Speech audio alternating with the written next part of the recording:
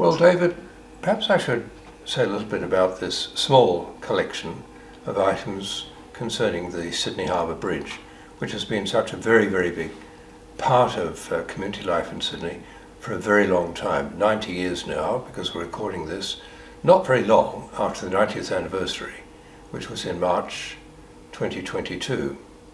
So that means, of course, the bridge opened in 1932. Now, my beginning of interest in the Harbour Bridge, I suppose, was, okay, going across it by train, but look at that. But with my DipEd course in 1963, at the University of New England, I drove up there with Miss Patricia Young, and we drove back with Miss Patricia Young. I didn't really look at Miss Patricia Young at all during the week we were there. All that came much later. I did a history method course. The lecturer was a Mr. Lionel Gilbert, and he produced a copy of this very, very strange book called Parables of the Sydney Harbour Bridge. He got a copy, and it was full of all sorts of interesting pictures of the construction of the bridge. Even a picture of some of the nails and screws and bits and pieces that were used. He was allowed access and clambered over the bridge in a way that would certainly not be allowed now. It would be against all sorts of OH&S regulations, but the contractors let him do it. Strangely enough, his camera is in the library of Moore College. He recorded the bridge indefatigably. It was quite amazing. And there's just one of his hundreds of pictures. So at a certain point, he produced volume 1 of Parables of the Sydney Harbour Bridge. And for everything he finds a scriptural parable. Peter Jensen looked at this with astonishment. And he said, this book is absolutely unreadable. Well, it is. So there was never volume 2. Canon Cash must have lost a lot of money on this. Lionel Gilbert showed us this book, flipped through it, and he said, look, this is a good example of what you can do in local history with good material. So I went out and bought a copy second-hand. Canon Cash's book has, at the beginning, a most marvellous panorama of construction on the bridge. Can you pick that up? Let me help. Let's do it like this. It's fairly fragile. Okay. On Anzac Day, 1930, with the two halves gradually being joined, and there is an index to places on thin tissue paper, and you can see exactly what's where. That would have cost Canon Cash quite a bit of money, and expertise, of course. I'll come back to Canon Cash. And that began an interest in the history of the building of the bridge, which of course began with lots and lots of planning by Dr. Bradfield, who eventually got the degree of Doctor of Science in Engineering at Sydney University for his plan, which after 4 attempts in Parliament, the contract was signed, the bill was passed first, then the contract signed in 1922, then took 10 years. And here is one of the presentation order of event for the turning of the first sod for what would be North Sydney Station. And that was, here it is, 28th of July 1923. Took them a little bit of time to get organised. This one was presented to Mr. R.B. Walker, who was a member for Cumberland. And he's got his picture in it. There's Mr. Walker. So they held the ceremony, speeches were made, then what did they do? They went off to the Church Hall of St. Thomas's, North Sydney, for a banquet. So that was, of course, something that enticed them all to be there. Nobody really believed that this bridge was finally going ahead, but here it was, the turning of the first sod. Lovely presentation copy of this with a device on the back showing the badge of the bridge makers, I think. So that was on the north side. This was on the south side. There's a souvenir of the laying of the foundation stone for the southern abutment tower. So it was the laying of the foundation stone for one of 4 towers that would be eventually built. Bradfield insisted on their being built. They weren't technically necessary for the bridge, but that is what he decided should be done, and the government eventually agreed with him. So naturally, of course, they held the ceremony, there were speeches, and then they went off to a refreshments marquee, more speeches. So there are the first 2 events, north and south. Then there's quite a hiatus. There were lots of people on the bridge.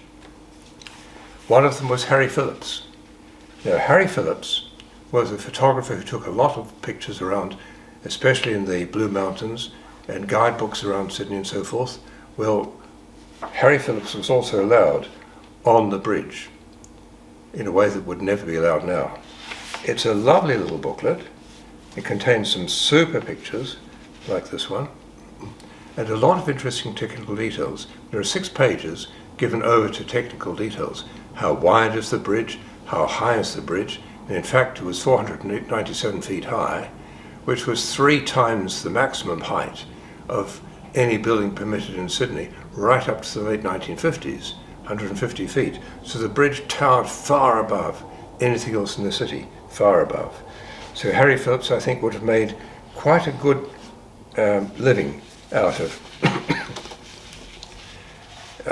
his photographs, and this book in particular with its stunning pictures would have done very well indeed. So that was published just before the bridge was completed. And here's a booklet published for the opening of the bridge. There were many like this, and this is just one. The publishers of this one, the New South Wales Bookstall Company, put in a coloured illustration. That would certainly have helped the booklet sell. Far and away the best of the publications was a beautiful folder by a man called Curtis, who was an artist, and there are 12 lithographs in this folder.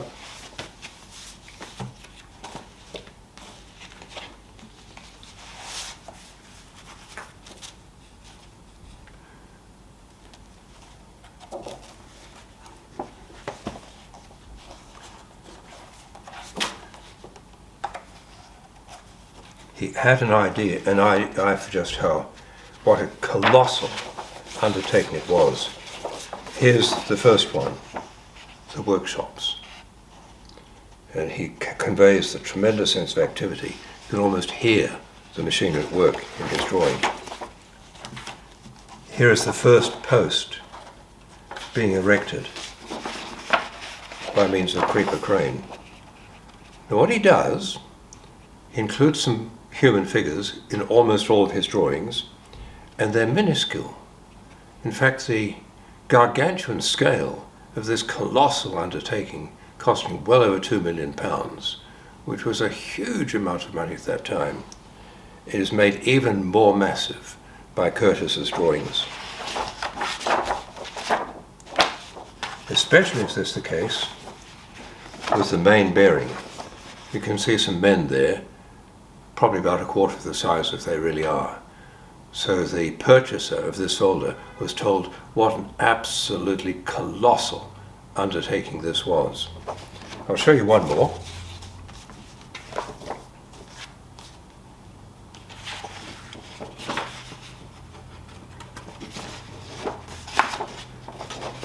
These are where the cables were anchored to support each half of the arch as it was being built, each towards the other. When they met, it was less than a quarter of an inch out. Amazing feat of engineering. I came to know many years later one of the people involved, Frank Litchfield. He was the chief structural engineer for the bridge. He'd been to Barker College, And he had a very fine mind indeed, and most retentive memories I found when he helped me 30 years later in the early stages of writing the history of Barker, a most remarkable man, Frank Litchfield.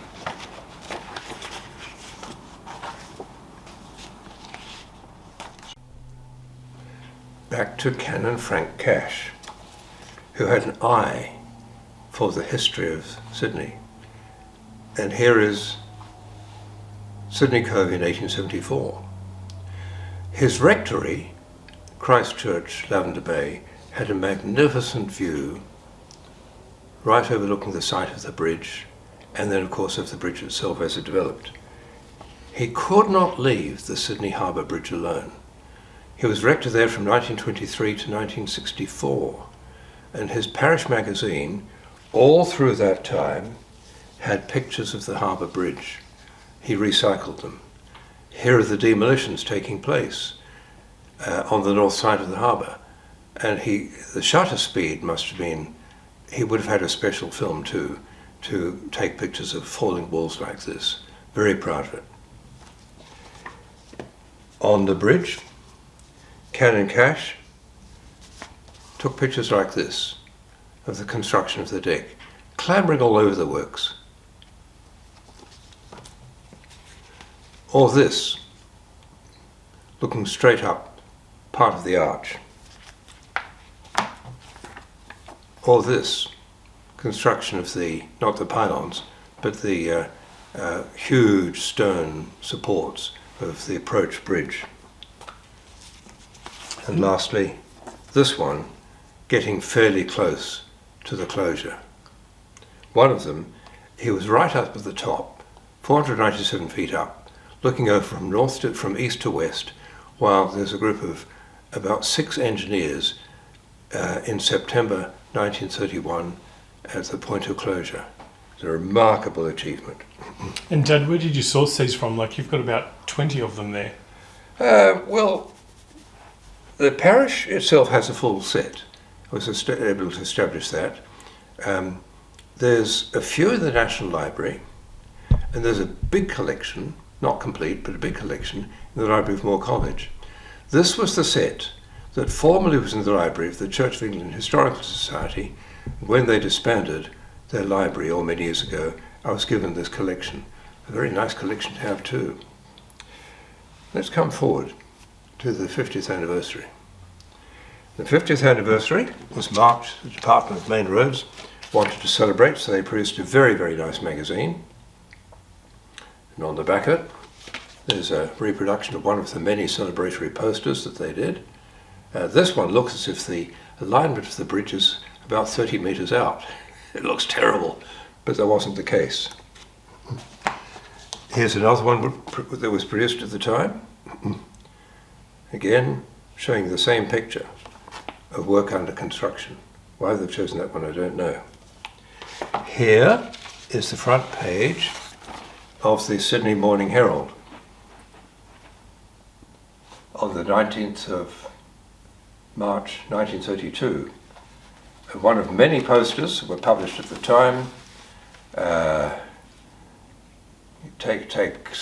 Takes manly men to build a bridge, takes manly men to be a lifesaver at Manly Beach. So the Braga family decided that we would go for the opening of the bridge. It was open to pedestrian traffic for the first time in 50 years. Pedestrians were allowed over the bridge on opening day. There was a huge concourse of people. So the bridge was going to be closed to vehicular traffic and open for people to go and see. Well, the police allowed people in from the north and from the south, and according to the newspaper the next day, there were 500,000 people there. Now, the police made a huge mistake that could have been deadly. The two halves of this large crowd met in the middle. There's nowhere to go, with more people packing in from north and south. You were 11, Chris was 9, Andrew was 6, and as the crowds hemmed in, I got Andrew on my shoulders, And behind was a woman who panicked, and she had a stroller with a little rail for the child's feet, and she kept shoving this into my ankles. It was excruciatingly painful, and the crowd got denser and denser and denser. I didn't panic, but it was close. Here we are in the open air with a sense of being crushed in a large crowd. 7 years later, much the same thing happened at the Hillsborough Stadium in Sheffield in England, and 97 people were killed in the crush. It could have happened on the Sydney Harbour Bridge. Why it didn't happen is this. The police had kept one lane on the western side of the bridge where the railway tracks are. They kept that open for emergency vehicles. I think they were thinking of an ambulance picking up somebody who fainted. They had barriers there. They would not allow anybody to cross the barriers. Eventually some people did, and the police tried to force them back, but there were too few police. And of course there was a desperate need to ease the crowd. Eventually people tore the barrier down and went back the way they'd come, and that solved the crisis. It could have been very much worse. Ever since then, if there's a new tunnel or bridge being opened, the police allow crowds on from one end only. The lesson had been learned. No, I remember that. I distinctly remember the crush and that sense of looming panic, let's say. Yes, yes. It came very close. Came very close to mass panic. Here is the paper on the 22nd of March, and it shows a gathering crowd. It does not show the crowd jammed in. It does, however, say that 500,000 people were there on the day. So what happened to them? The paper forbore to say. It could be that the police asked them not to say anything about it. So there we are. Well, there's the Stuart Braga Harbour Bridge collection. It's only small, there are no memorabilia, and I didn't go into the point of trying to get every single pamphlet, but something right at the beginning, right at the opening. You couldn't ignore Frank Cash, not for a million years. He was just so idiosyncratic. And also Curtis, those wonderful, wonderful drawings of the huge project and minuscule men trying to build it. It was by far the largest single engineering works in the history of Australia at that time. Over time and over space, the extension of railways in New South Wales was much bigger. But for a single project, this was easily the biggest, and it has always been seen in Sydney as being, well, the symbol of the bridge. The coat hanger. You say, why the coat hanger? It doesn't look like a coat hanger. Coat hangers at that time were shaped that way, exactly the shape of the arch. Coat hangers have changed, but the bridge hasn't, and is still called the coat hanger. Thanks, David. Fantastic. Thanks, Ed.